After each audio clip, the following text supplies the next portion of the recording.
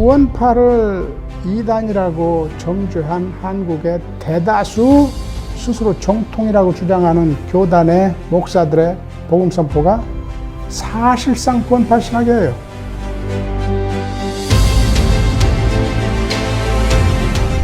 구원파적인 구원론이라는 게 사실은 우리의 행위를 구원의 방정식에서 배제하는, 흔히 말하는 오직인해의 도식을 조금 이렇게 극단화시킨 게 구원파적인 구원론이라고. 한 번 칭의 혹은 한 번 구원받으면은 그 사람의 삶 윤리와 관계없이 영원한 칭의 구원이 되는 것처럼 그렇게 가르치는 그 같은 구원파적인 구원론은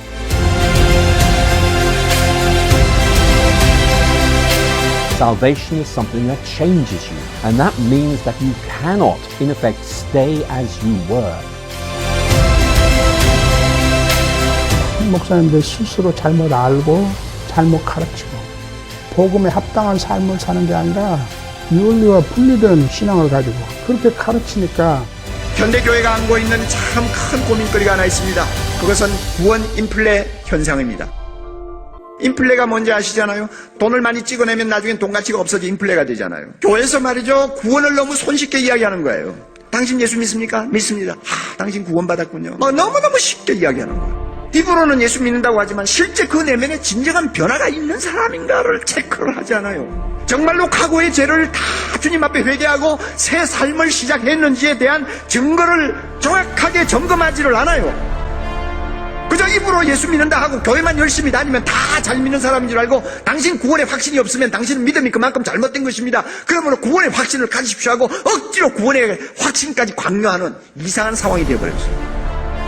기독교의 구원, 기독교의 은혜를 너무 쉽게 받는 것으로 착각하기 때문에 자기가 신앙이 좋고 반드시 구원받는다고 믿고 있는 사람들이 점점 많아지는데, 그 가운데는 착각에 빠진 사람들이 한두 명이 아니라고 말이에요. 한국 교회가 부패 지수가 저렇게 높고 거짓과 불의가 그리고 갈등이 저렇게 심각한 나라가 된 거예요.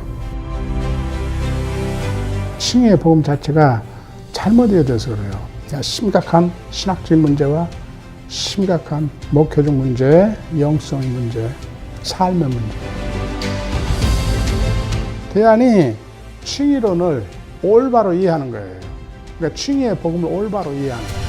순종 없는 구원은 없네요. 없어. 바울이 그러니까 믿음이라고 말할 때 그것은 행위가 없이 믿음으로라는 의미가 아니었다는 거죠. 바울이 근본적으로 전제하고 있는 게 바로 구약에서도 그렇고 중간기 유대교도 마찬가지지만 신약 전체적으로 하나님은 우리의 행위를 요구하신다는 거죠. 우리는 순종해야 된다는 거죠. 바울은 로마서 전체를 이야기할 때는 독자들에게 핵심적인 메시지를 이야기할 때는 그가 말하는 믿음이 결코 순종을 혹은 사랑의 역사를 배제하는 믿음이 아닌 것을 분명히 이야기를 하고 있습니다. When God saves a person, it makes a difference in your life. 수십 년 목회를 하면서 목사의 입장에 서면 이름은 요란하지만 행위가 죽은 교회를 만드는 것은 별로 어렵지 않다는 것을 저는 터득하게 되었습니다. 어떻게 하면 되는지 여러분 아시고 싶습니까? 이렇게 하면 됩니다. 목사가 말씀을 가르치거나 설교를 하면서 복음을 조금씩 변질시키면 됩니다. 그리고 나중에는 복음이 얼마나 변질되고 있는지조차도 모를 정도로 둔감해지면 됩니다. 그러면 교회는 이름만 살았고 행위는 죽어질 수 있습니다. 우리가 잘 아는 바와 같이 복음이란 누구든지 예수를 믿으면 구원받는다고 하는 기쁜 소식입니다. 그러나 이 복음에는 진리의 양면성이 들어있습니다. 구원은 믿음으로 받지만 그 믿음의 진가는 순종하는 행위로 검증받아야 한다는 것입니다. 따라서 믿음이 구원의 절대적인 요소라고 한다면 행위는 구원의 필연적인 요소가 됩니다. 우리는 구원받기 위해 순종하는 것이 아니라 구원받았기 때문에 순종하는 사람들입니다. 그러므로 믿음과 행위는 따로 놓고 생각할 수가 없습니다. 따라서 목회자는 믿음과 순종을 똑같이 중요하게 다루고 가르쳐야 합니다. 믿음으로 구원 얻는다는 로마서를 설교했으면 행함이 없는 믿음은 죽었다는 야고보서도 진지하게 가르쳐야 하는 것입니다. 성경은 원래 귀에 듣기 좋은 말씀을 선호하는 경향이 높습니다. 믿기만 하면 구원받는다고 하면 모두가 아멘 합니다. 믿음만 있으면 하늘의 복도 받고 땅의 복도 받을 수 있습니다 하면 할렐루야 하고 열광합니다. 그러나 행함이 따르지 않는 믿음은 거짓 믿음이요 구원도 확신할 수 없다고 하면은 얼굴이 금방 굳어져 버립니다. 말씀대로 살지 못하는 죄를 지적하거나 책망하면 예배 분위기가 금방 싸늘해져 버립니다. 듣기가 싫고 몹시 거북스럽기 때문입니다. 사랑의 교회에서 사역할 때 저는 비슷한 반응을 가끔 볼 수 있었습니다. 이런 청중의 반응에 예민해지면서 저도 모르는 사이에 그들이 좋아하는 말씀을 일부러 골라서 설교하는 사람으로 바뀌는 것을 보았습니다. 대신 죄라든지 회개라든지 순종이라든지 거룩이라든지 하는 듣기 피곤한 말씀은 할 수 있으면 피하거나 꼭 말을 해야 할 때는 달래듯이 부드럽게 말하고 싶어하는 유혹에 끌려가는 것을 보았습니다. 저의 이런 모습은 예수님이 절대로 바라시는 것이 아니었습니다. 저도 절대로 원하는 것이 아니었습니다. 그러나 실제로는 그런 일이 강단에서 일어나고 있었고 그 결과 저도 모르게 복음을 조금씩 변질시키는 설교자가 되어가고 있었습니다. 사단의 나라에서 건져서 그의 아들의 나라로 이전되며 이것이 부속이요 죄사함이라. 이게 칭의야. 칭의가 뭐예요? 그러니까 로드십 체인지로 이해를 해야 된다. 칭의라는 것은 미래의 심판에 이루어질 선포를 미리 하는 것을 말하거든요. 마지막 심판 때 우리가 이제 하나님의 진노를 받잖아요, 그죠? 그 진노로부터 우리를 건져주시는 걸 구원이라고 불러요. 이미 얻은 구원이라는 생각을 벗어나서 구원의 소망, 구원을 받은 자로서가 아니라 엄밀히 말하면 구원을 향해 가는 자로서 우리는 그리스도 안에서 믿음으로 이미 의롭게 되어졌고 지금 계속해서 의로워지고 있고 앞으로 또 계속 의롭게 될 것이다. 복음에 대한 이해가 확실해야 돼요. 바르고 확실해야 돼요. 구원 열차 올라탔으니 이제는 천국 행택해서 따놓은 거다. 아니 따는 게 아니야.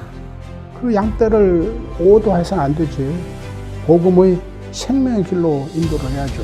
그게 목자죠. 그게 선한 목자죠.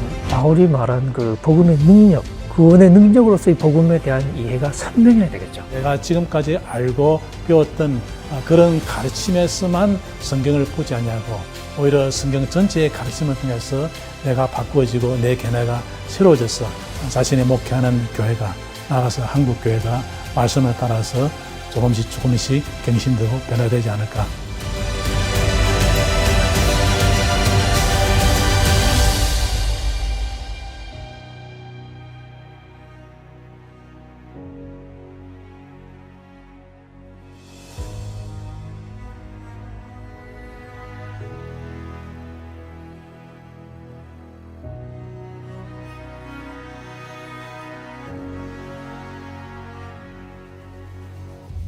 왜 우리는 이 말씀을 읽을 때 항상 긴장을 느낍니까?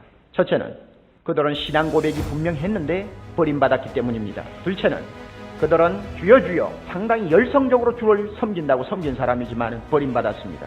그들은 봉사하는 데 사역하는 데 있어서 남다른 은사와 남다른 능력을 가지고 큰 열매를 맺은 사람이었습니다만 나중에 버림받았습니다. 그와 같은 사람들이 네 번째로 가는 문은 많은 사람들의 인기를 끄는 길이었습니다. 그러니 많은 사람들이 옳다고 생각하고 가니까 나도 들어갈 수 있는 확률이 얼마든지 큰데 그 길이 바로 잘못된 길이었습니다. 그러니까 불안하고, 또 하나는 마지막 주 앞에 서는 그날까지 그들의 진실한 정체가 드러나지 않는다는 점에 있어서 우리는 불안을 느낍니다. 나도 그럴지 모른다는 이야기입니다. 오늘 교회 안에 이런 불행한 사람이 될 수 있는 확률을 가진 사람이 얼마나 될까? 사랑의 교회 4,000명, 5,000명 신자 중에 과연 이와 같은 거짓된 성도들의 부류에 들어갈 수 있는 위험을 가진 사람이 도대체 몇 프로나 될까? 나는 말 못해요. 모르니까요.